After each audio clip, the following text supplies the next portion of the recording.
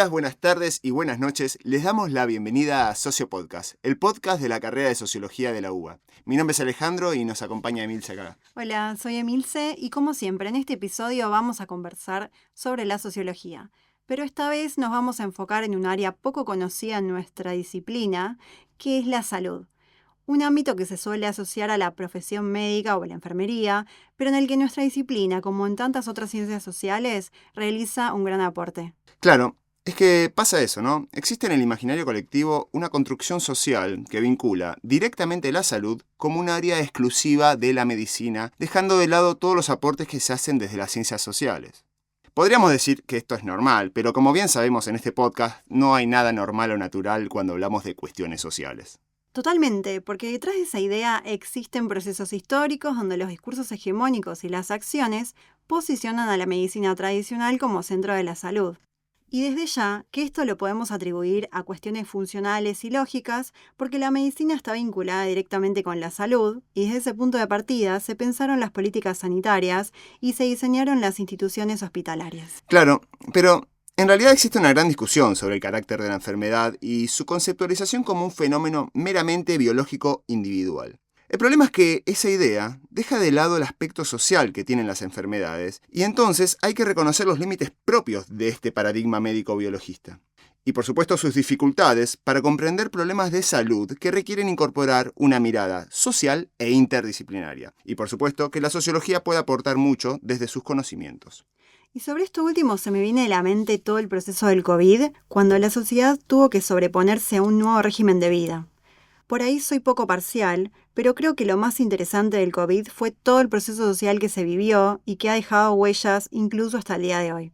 La medicina clínica hegemónica no ofrece una solución satisfactoria a cuestiones relacionadas, por ejemplo, con la salud colectiva, pero obviamente no por ello deja de ser fuente de enormes avances en la generación de conocimientos médicos.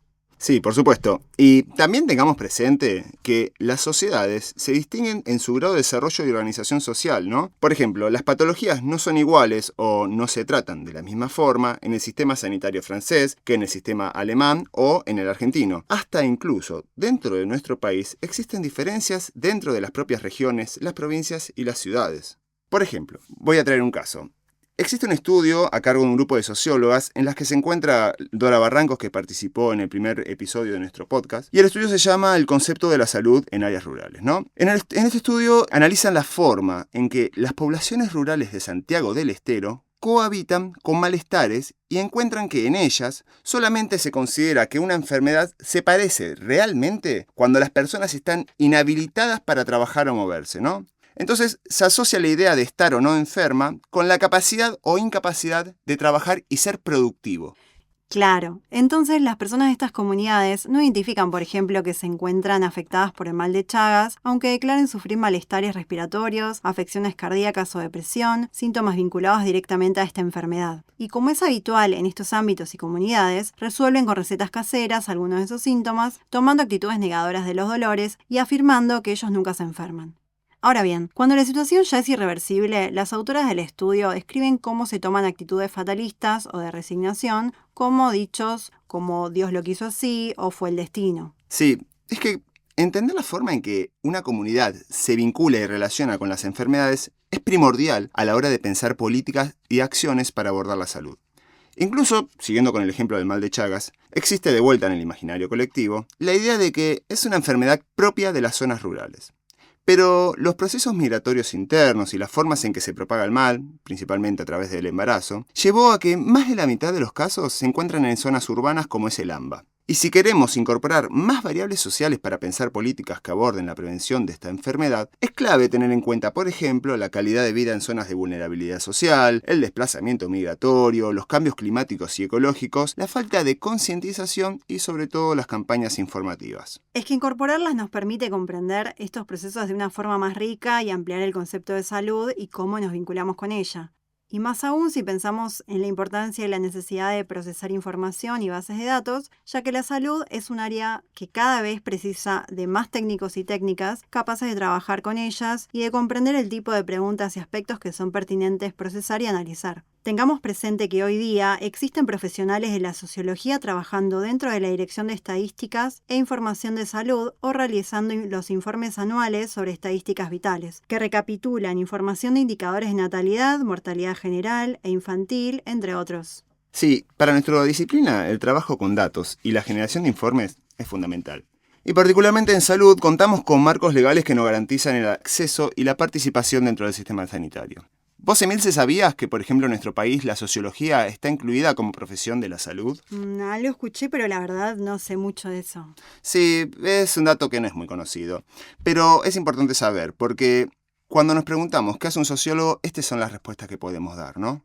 De paso, aprovecho que dijiste esta pregunta para invitar a nuestra audiencia a escuchar el primer episodio donde charlamos justamente sobre eso. Sí, gracias por el recordatorio. Siempre es lindo escuchar nuestro podcast. Pero bueno, como te decía, nuestra disciplina está incluida como profesión de la salud y acá voy a hacer un poco de historia. La sociología es una profesión que cuenta con colegios y consejos profesionales, desde donde se otorgan las matrículas que nos habilitan a trabajar en los distintos ámbitos, como es el caso de la salud.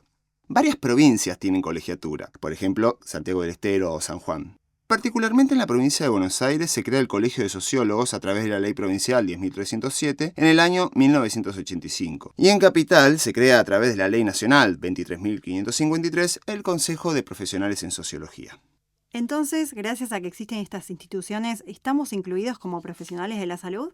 Sí, pero se llegó gracias a las gestiones que se impulsaron desde estas instituciones para que seamos reconocidos como tal. Por ejemplo, en 1986, el Senado de la Provincia de Buenos Aires promulga la Ley 10.471, que establece el régimen para la carrera profesional hospitalaria. Y en este caso, en un primer momento, nuestra disciplina no figuraba dentro de las profesiones habilitadas para ejercer.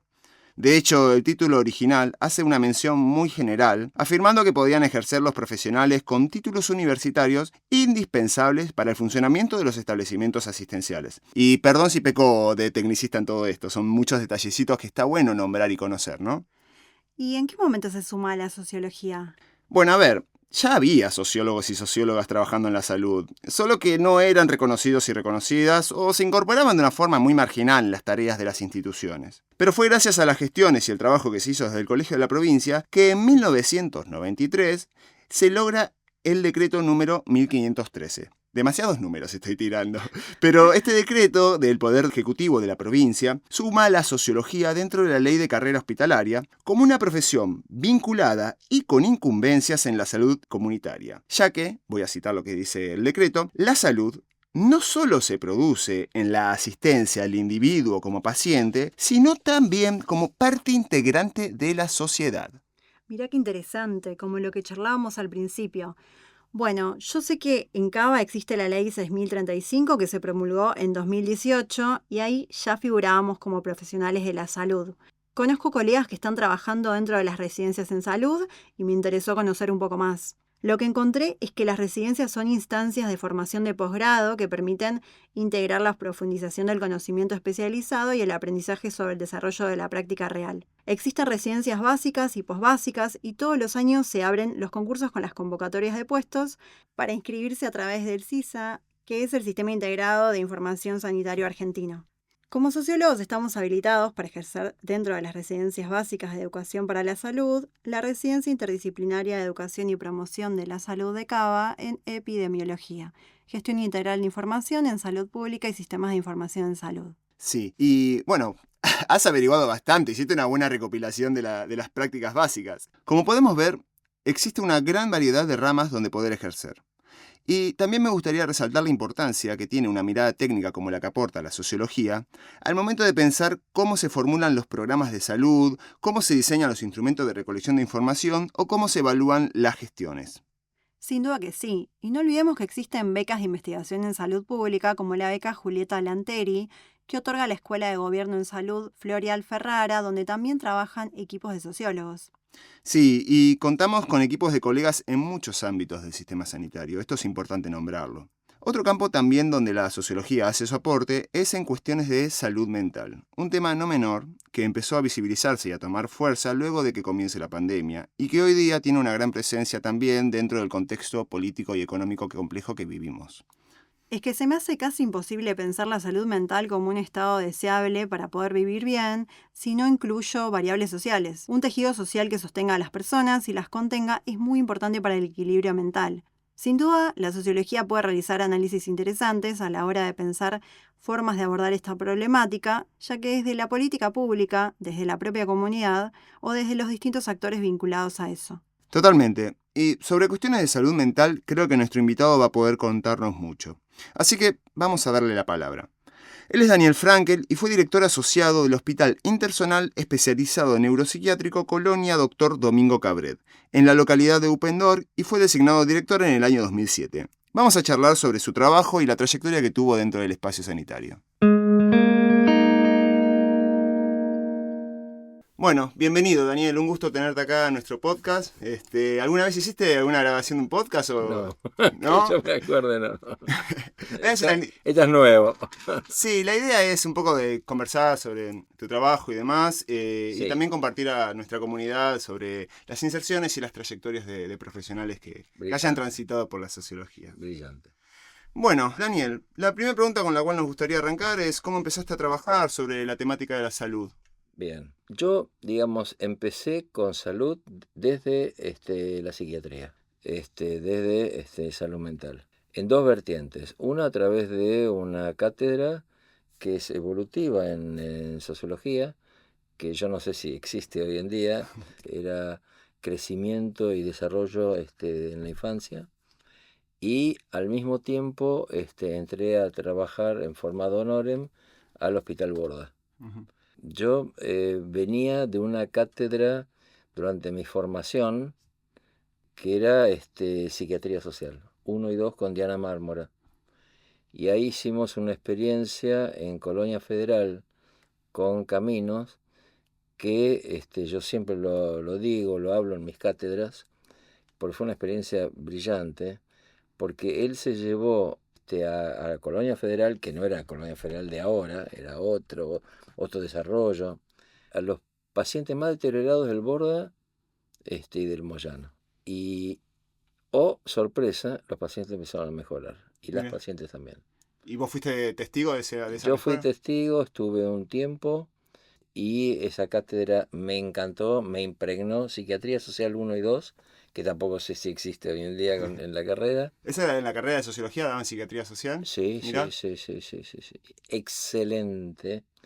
Era multitudinaria la cátedra. Mm. No entraba un alfiler, porque aparte Diana tenía un estilo de conducción muy interesante. Bueno, y nos prendimos, y a mí me encantó. ¿La cursaste ahí en Marcelo T, la carrera, o...? Porque sé que No, estuvo en filosofía. en filosofía, sí. Sé que ha Sí. pasado por varios... Por Ha in- tenido un eh, raconto la carrera sí, nuestra. en Independencia. Sí, sí, sí. Bueno, y ahí entré. Mi primera aproximación a la salud fue de salud mental. Ujú.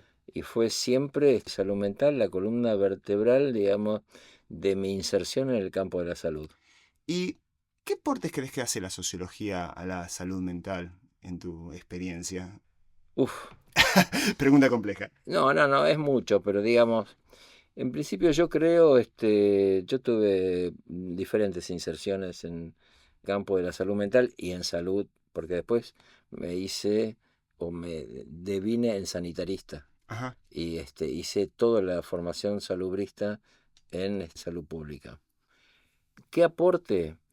En principio nosotros tenemos la posibilidad de tener un aporte crítico y una conceptualización teórica, que eso está muy bueno. Eso podemos como defenderlo con mucha fortaleza. Es nuestro capital, digamos. Sí, es nuestro capital. Sí, sí, la verdad que sí. Y hoy en día yo me doy cuenta, yo, digamos, hice más carreras, pero digamos, siempre yo transmito, tengo la posibilidad de transmitir.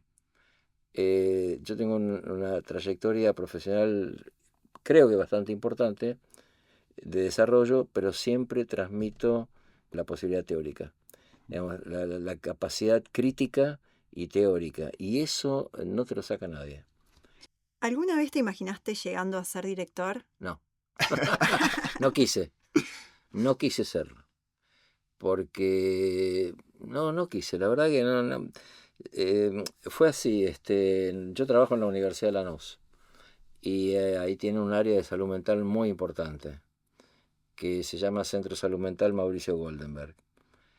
Y encontrándome con un compañero argentino exiliado en España, Valentín Barenbled, me dice, Daniel, estaba con un grupo de alumnos, yo pasé a saludar nada más.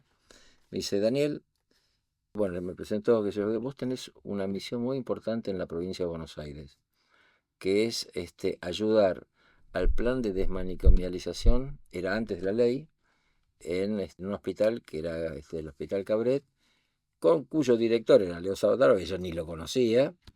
Y bueno, ahí empecé a estar con la gente del Hospital Cabret. Trabajé, hice un plan estratégico, salió bastante bien y al final me dijeron, vos tenés que ser el próximo director. Y bueno, acá estamos. ¿Cuál fue el mayor desafío con el que te encontraste siendo director? Como director, encarar un programa de reforma, que nosotros lo llamamos, que es derribar los muros, que es desmanicomializar. Eso fue lo más difícil, porque cuando vos no tenés a todo el hospital del lado tuyo, por un lado eso, y por el otro lado yo era el director que era el reemplazo de la vieja dirección de atención médica. Yo era director de redes y tenía a mi cargo generar los dispositivos de externación de los pacientes. ¿Qué es la externación? Se decía como que no que dejen de estar internados, digamos, Sí. es como lo opuesto a internación, externación. Externación. Un paciente externado es un paciente que sale, digamos, del dispositivo que está internado en un pabellón, y como nosotros decíamos en la jerga, éramos muy provocativos, hablábamos de recuperar la libertad, que es verdad. Mi libro, el libro dos libros anteriores a este último, que es Eugenesia Social, yo planteo toda la cuestión del encierro. Y bueno, el encierro es eso. Entonces, un paciente externado es un paciente que goza de su libertad.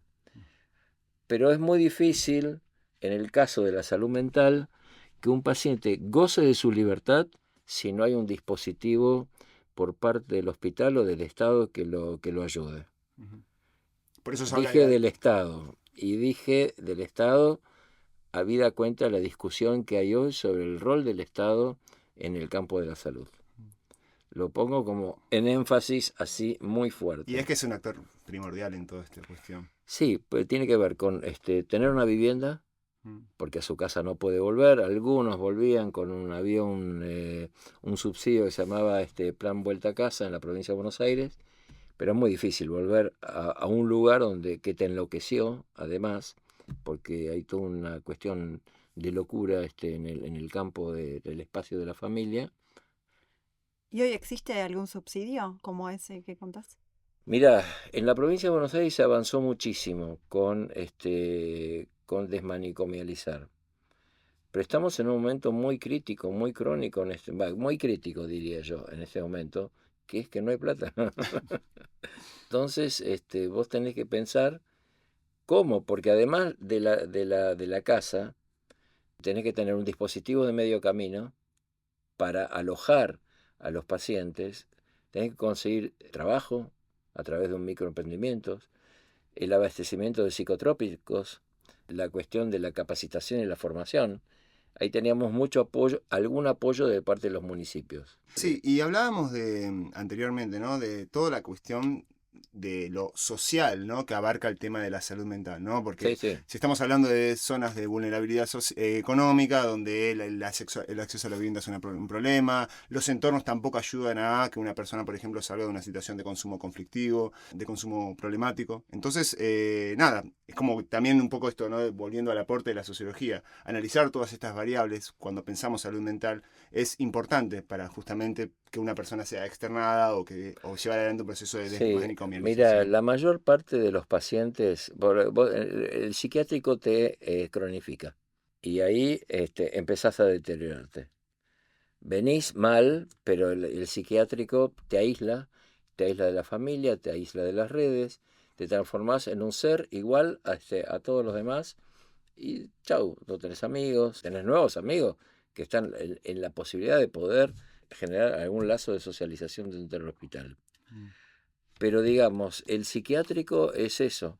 El psiquiátrico opera negativamente sobre la persona. Y yo te digo que cuando vos mirás el escenario, ves que están más internados porque son pobres que por locos. Claro.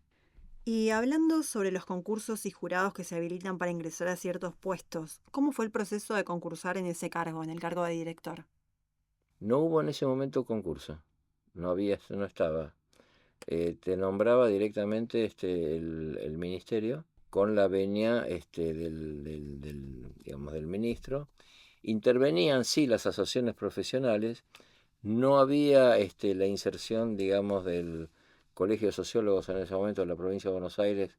No hubo el apoyo que nosotros necesitábamos. No había, no, la verdad que no había. Pero no hubo concurso. Estaba definido quién iba a ser el director, quién no lo iba a ser, digamos. Director de administración, director mío de redes, ¿no? Claro, todo se definía por decretos o por... Sí, por una resolución ministerial. Che, ¿y cómo fue esto de trabajar? O sea, me imagino que dentro del hospital trabajabas con equipos de varias disciplinas, ¿no? O sea, equipos interdisciplinarios. Sí. ¿Cómo fue ese trabajo con otras disciplinas y qué lectura hacían las otras doctores, psiquiatras y demás sobre vos que eras sociólogo? No hubo nunca diferencia. Bien. Yo nunca tuve, pero nunca, mirá que yo doy clases sobre modelo médico, Ajá. y modelo de salud colectiva, incluso método de biopolítica, pero jamás, de los jamases, sea en un centro de salud donde yo trabajé, sea en el hospital, donde tuve diferentes lugares de inserción, en un hospital general de agudos, sea en el psiquiátrico, sea en el ministerio, escaloné por diferentes lugares, jamás hubo alguna cuestión que, mirá, es sociólogo. Ten cuidado. No, para nada. Y en la docencia tampoco. Ajá. Cuando estuve en la Universidad de La Matanza, estuve en la cátedra de psiquiatría, en la cátedra de redes, yo, digamos, en medicina. Y no, la verdad que no. Ahí estaba Mario Rovere en ese momento como decano de la universidad, de la carrera de medicina, y estaba a cargo del departamento. Pero quiero decirte, yo nunca tuve nada, Bien. nada. La absoluta sincronía en un equipo interdisciplinario. Sí hubo problemas, pero entre psiquiatras y psicólogos en algún otro hospital, pero por mal manejo. Pero con los sociólogos, no. Y Me hubiera no, gustado que hubiera más sociólogos trabajando en el... un poco- Ahora hay. hay cada vez más, sí. Sí. De hecho, los procesos de residencias básicas y posbásicas dieron lugar también Sí. para que ingresen en la carrera, ¿no? Sí. Pero bueno, también yo siempre menciono, siempre comento que, nada, las inserciones como sociólogos y sociólogas siempre son muy atomizadas. Es poco común que trabajemos con colegas en los distintos espacios donde laburamos. Por supuesto que siempre hay excepción a la regla. Pero los médicos, los psiquiatras y demás, ¿estaban acostumbrados a trabajar con sociólogos y sienten que hacíamos... Vos sos uno más. Bien, Vos sos uno más. bien. O Sos- sea que no importa que venías de... porque... No, y total respeto. Mira que bien. Y total respeto. No, vos sos uno más del equipo, te incluís dentro del equipo. La hegemonía es médica. Sí, eso sí. Y bueno, hay que aceptarlo. ¿Ves? Son las reglas de juego. Son las reglas de juego. Pero sos uno más, y sos parte del juego que tiene que ver con llevar a cabo acciones en función de la salud pública, en función de la salud de la población. Y con respecto a esto, ¿no? De ser sociólogo, ¿cuál consideras que es el rol de la sociología dentro de las cuestiones de la salud en un aspecto general y, por supuesto, en la salud mental como un caso particular? Bueno, yo dividiría lo que tiene que ver con la gestión, ¿no? En el caso de la gestión, yo habilité desde la Dirección Provincial de Hospitales en el Ministerio de Salud que los psicólogos pudieran estar a cargo de servicios de psiquiatría, que hubiera internación. no sobre el servicio de internación, eso era incumbencia del psiquiatra. Tenés un área de salud mental, Mm. este, por supuesto, con concursos, y los psicólogos o trabajadores sociales o enfermeros podían ser jefes del área de salud mental. Porque vos tenés que plantear el tema de la gestión. Y el lenguaje de la gestión es otro, digamos. Ahora, en el caso, volviendo a la pregunta tuya, en el caso de la docencia, y yo tengo ahí, jugamos con mucho a favor, mucho a favor, porque tenemos, como vos decías, el capital teórico para plantear y reformular, ayudar a que se repiensen cuestiones en el caso de la salud pública. En la acción es muy difícil, porque en la acción vos tenés que trabajar y trabajar y trabajar y no es imparable y te llueven los problemas. No hay tiempo para teorizar ahí. No, no, no, no. Hay que En resolver. ninguno de los espacios, sea en un hospital, sea en diferentes niveles de complejidad, sea en el centro de salud, y vos tenés que resolver problemas. Problemas de accesibilidad, problemas de la disponibilidad del recurso, problema de, digamos, resolver los problemas cotidianos. Y eso nos incumbe a todos por igual, ¿eh? Claro. Y como sabrás, nuestra audiencia o parte de nuestra audiencia son estudiantes o Sí. próximos a ingresar a la carrera. Entonces, ¿qué le dirías a alguien que quiere empezar a estudiar sociología? Wow. En principio, que alguien tenga pasión por lo que va a hacer. Hoy yo sé que están más, digamos, de moda, entre comillas, las que son teorías más cuantitativistas, más enfoques que me parece que desmerecen un poco el campo de la teoría. Tenemos mucho camino por delante, que es explicar todo lo que está sucediendo acá en Argentina y en América Latina. Y nosotros tenemos la posibilidad de hacerlo, estudiando, por supuesto, y esmerándonos. Pero alguien que quiera estudiar sociología o que diga, ay, ¿qué voy a hacer? Pasión por lo social, interés por esto, ganas de estar en un colectivo que pueda interpretar las diferentes dimensiones de lo social. Sí, no, me quedo pensando en eso, ¿no? Como todos los aportes y que también, un poco, alguna vez escuché la frase de que la sociología llega un poco tarde, ¿no? Como que llega después de todo esto de las acciones y las gestiones y Sí, demás. Es como sí, que al sí, momento de teorizar, de analizar los procesos que sí. sucedieron y demás, es como que desde ahí hacemos un gran aporte, ¿no? Sí, pero perdóname que te Por interrumpa, favor, pero todas las ciencias vienen a posteriori. es verdad. La filosofía también, la antropología también. Yo te digo, yo estoy trabajando sobre los paradigmas. En mis primeras clases, sea en un curso de metodología de la investigación o sea en salud, lo que sea. Ahora estoy dando algunos posgrados. Siempre epistemología está en primer lugar. Pero cuando vos mirás la cuestión epistémica, revisás y decís, ¿qué pasa con los paradigmas? Esos paradigmas que hubo en algún momento de la modernidad, ¿sirven para explicar este momento o nos desestabilizan o ya los damos por muertos? No, hay que retomarlo. Pero es cierto, el campo de lo político actúa por su cuenta, y nosotros venimos rezagados en eso. Ujú. Esto es así. Después viene la explicación. La explicación llega Es mi después. interpretación, ¿eh? Y con respecto a un tema que está muy en boga hoy día, ¿no? Que es las cuestiones de salud mental. ¿Qué se puede pensar desde la sociología y desde la salud pública propiamente dicha? Yo creo que primero que hay un atraso importante por parte del campo de la salud pública de la generación de los dispositivos de acceso al campo de la salud. Digamos, es una dificultad que es por un lado teórica, porque la gente necesita, y vos a veces conseguís un turno para dentro de 3 4 meses cuando vos estás mal hoy y querés un turno ahora.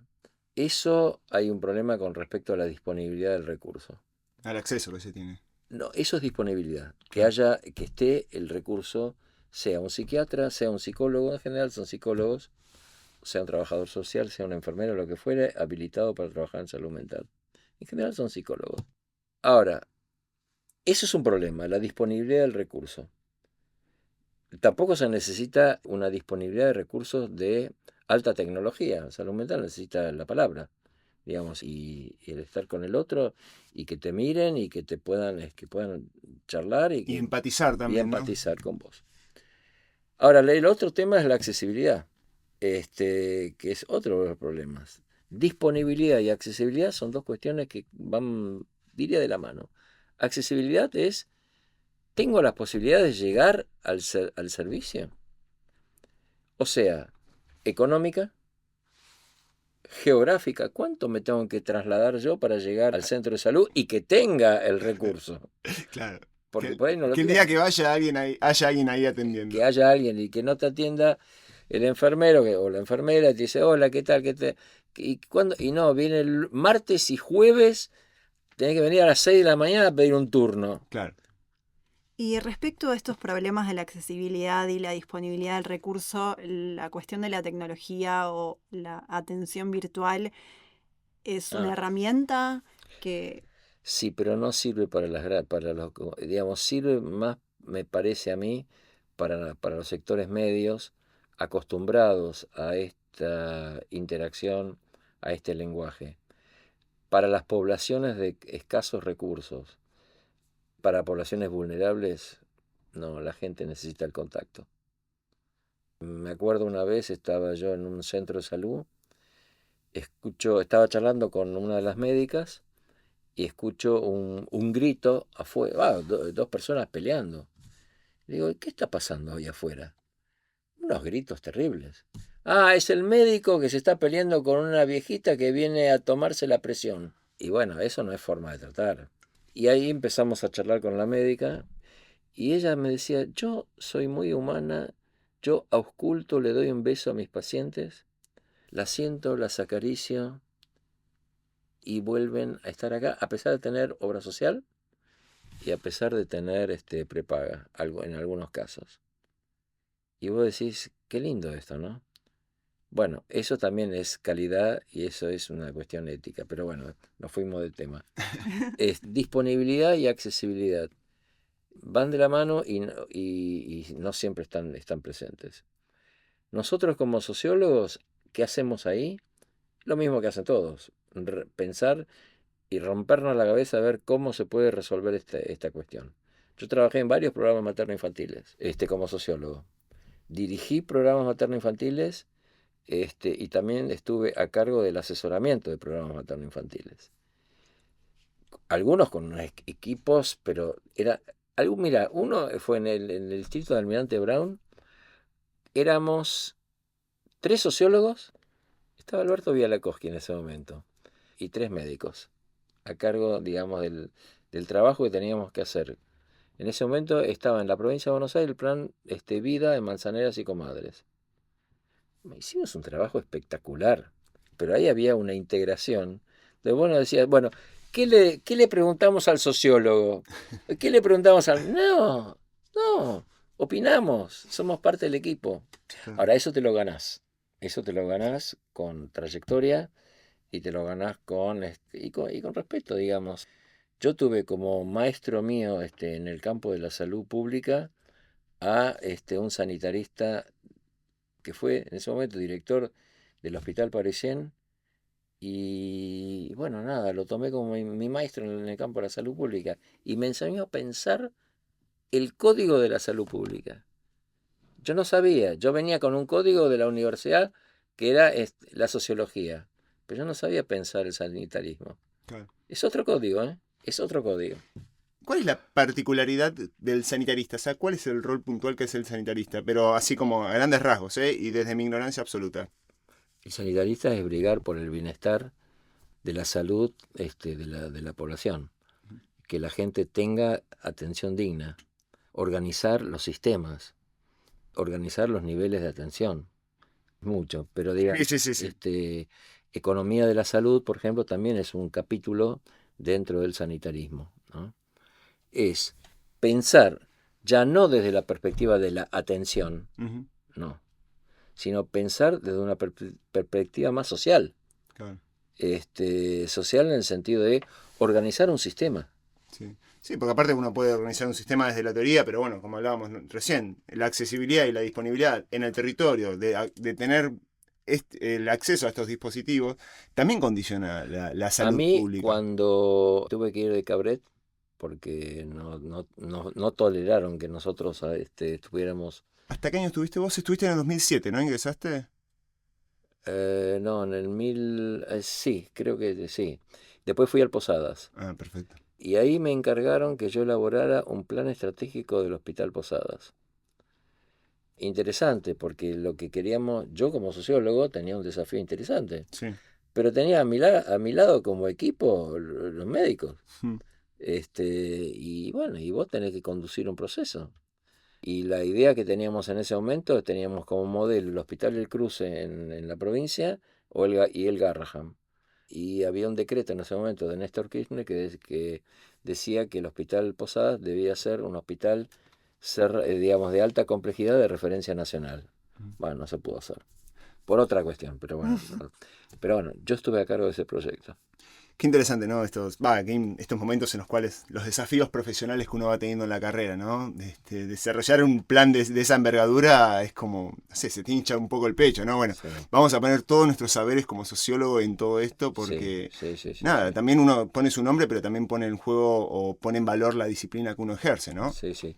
Ahí quedó como resabio, digamos, como producto del plan estratégico que yo hice primero en el Hospital Cabret, un libro que también fue sobre el plan estratégico de un hospital monovalente, como lo llamamos nosotros, o psiquiátrico, lo que quieras llamarlo, Colonia Cabret, con un plan estratégico de atención, donde no dejé nada, tomé en cuenta todos los dispositivos, es una reconstrucción del hospital.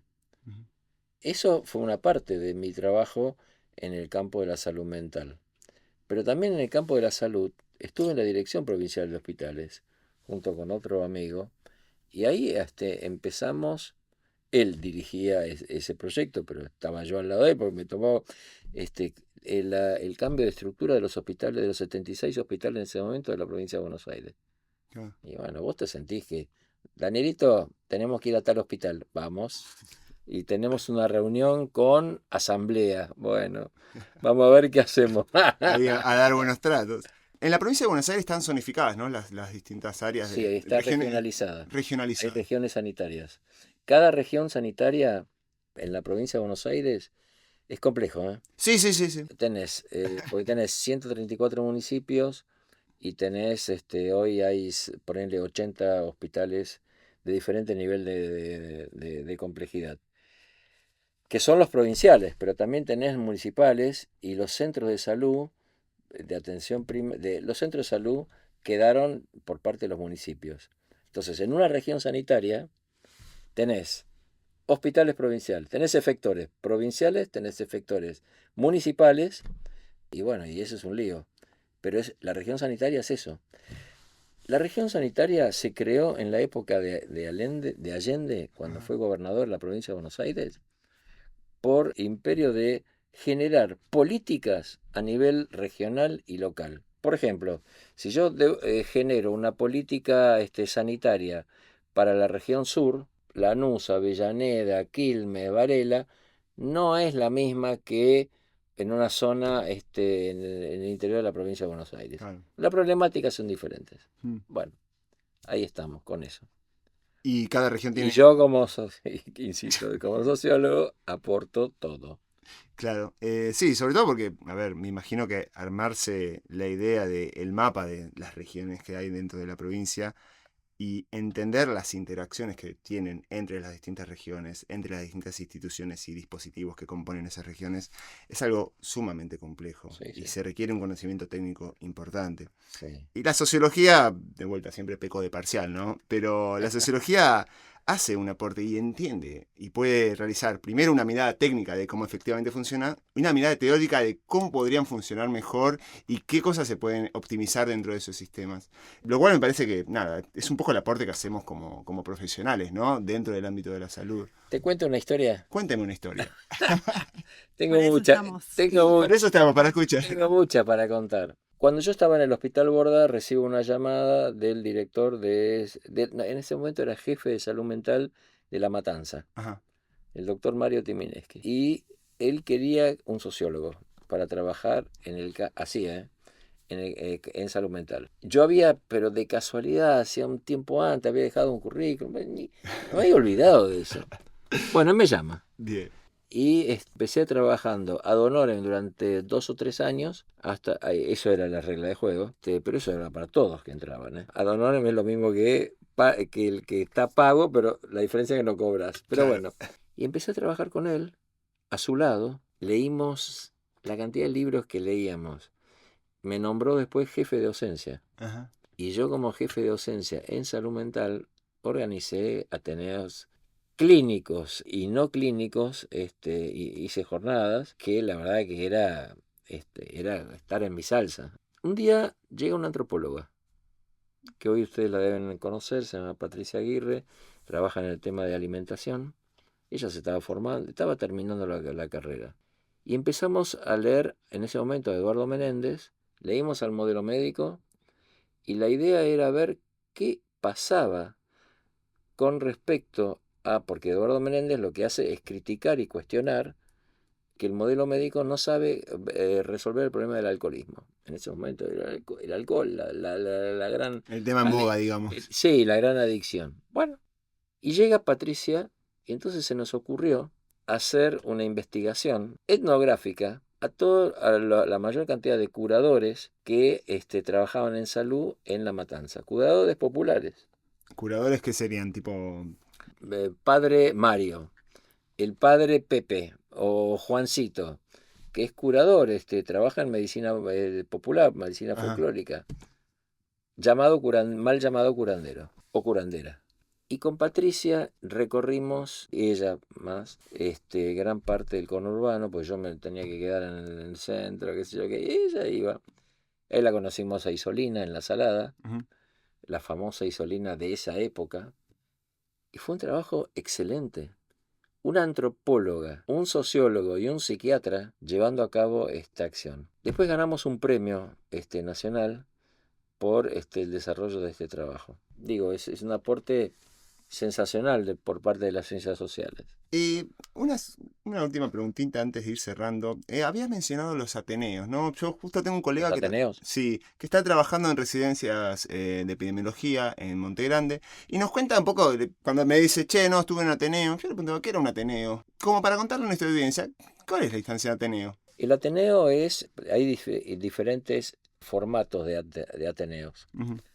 Vos puede ser un Ateneo clínico, que es sobre una historia clínica de un caso, tomar en cuenta ese caso y todos van opinando. Alguna situación difícil que los profesionales a su cargo no pudieron resolver. Hay Ateneos que son temáticos, o sea, decidimos un tema, salud mental, suicidio, que hablamos antes, qué sé yo, X tema. Bueno, entonces yo invito 1 o 2 expositores de afuera para ser disparadores de la discusión. Entonces están 10-15 minutos y ahí todos intervenimos, nos dividimos en pequeños grupos y participamos de esto con conclusiones, etcétera, etcétera. Esto fue así, no modificamos un solo jueves, todos los jueves, día de Ateneo Clínico. Jueves de Ateneo. Jueves día de Ateneo. Mencionaste la palabra suicidio, es un tema delicado, sensible. Nos interesaría hablar sobre las instituciones neuropsiquiátricas en la Argentina, sobre el trabajo que se hace desde la sociología. Digamos, lo que hubo en Argentina fueron múltiples programas de reforma, desde la época de oro, que fue la instalación de los hospitales psiquiátricos en la Argentina, fin del siglo XIX, principio del siglo XX, y hubo muchos programas de reforma que tendieron a romper o no saber qué hacer con el manicomio, el problema del manicomio. Yo fui secretario nacional de Argentina de una organización dependiente de la Organización Mundial de la Salud que se llamó, me había olvidado, Asociación Mundial de Rehabilitación Psicosocial. Ajá. Ahí viajé muchísimo porque era una agencia consultora de Naciones Unidas, y yo viajaba como representante de Argentina a diferentes eventos. La idea que teníamos en esa época, era la década de los 90, era ayudar a los diferentes países. Me tocaba a mí en América Latina a los programas de rehabilitación social.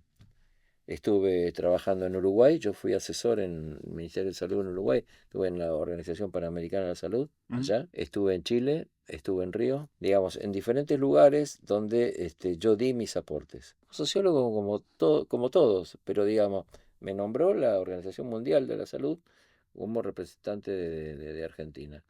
Y eso fue hermoso, la experiencia. Me acuerdo que en ese momento se me ocurrió invitar a Radio La Colifata, que estaba en sus inicios, a viajar con nosotros. Teníamos un congreso en Barcelona. Conseguimos los fondos, porque además fuimos con pacientes. Ajá. Del Borda y del Moyano. Mira. Y todo el mundo temblaba de miedo, decía, ¿qué va a pasar en el avión? Se va a caer el avión. No pasó nada.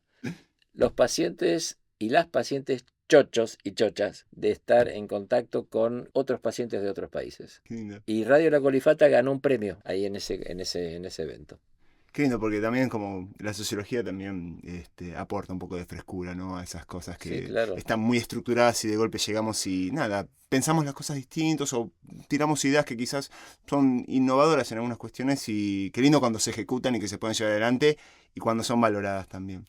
Como para ir cerrando el episodio, queremos agradecerte, Daniel, la verdad que fue muy grato haber compartido este espacio. Escucharte es un placer y sobre todo conocer la trayectoria de alguien que ha transitado tantos años de la salud que, nada, es muy grato. Muchas gracias por el espacio. Bueno, muchas gracias. Yo con todo gusto hago esto porque me encanta y aparte contribuir con la sociología, el desarrollo de las ciencias sociales.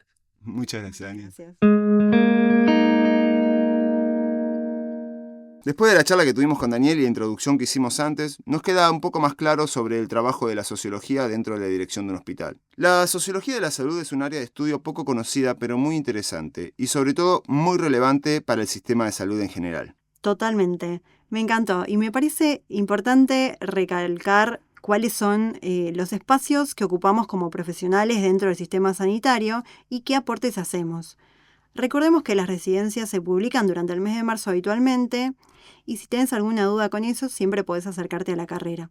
También existen muchos espacios de inserción profesional dentro del sistema sanitario y es importante conocerlos y tener la oportunidad de ocuparlos. Sí, totalmente. Bueno, ahora sí, llegó el momento de ir cerrando este capítulo. Si les interesa saber más, hay varias cátedras que trabajan estos temas en nuestra carrera. Tenemos por un lado Sociología de la Salud, de Cátedra Peceni, y dentro del Instituto Gino Germani contamos también con un área de salud y población. Como siempre, queremos agradecer a los estudiantes y graduados que se sumaron a la convocatoria de este proyecto con el desafío de acercar nuestra disciplina a toda la comunidad. Les recordamos que pueden escucharnos tanto en Spotify como en YouTube y les invitamos a seguir escuchándonos para incomodar y molestar con nuestra mirada sociológica. Además, no dejen de seguirnos en nuestras redes sociales. Recuerden que estamos en TikTok, Instagram y Twitter como Socio Podcast. Ahí van a encontrar más contenidos y reflexiones para seguir pensando sobre estos temas. Todos los links están dentro de las descripciones. Hasta el próximo episodio. Hasta pronto.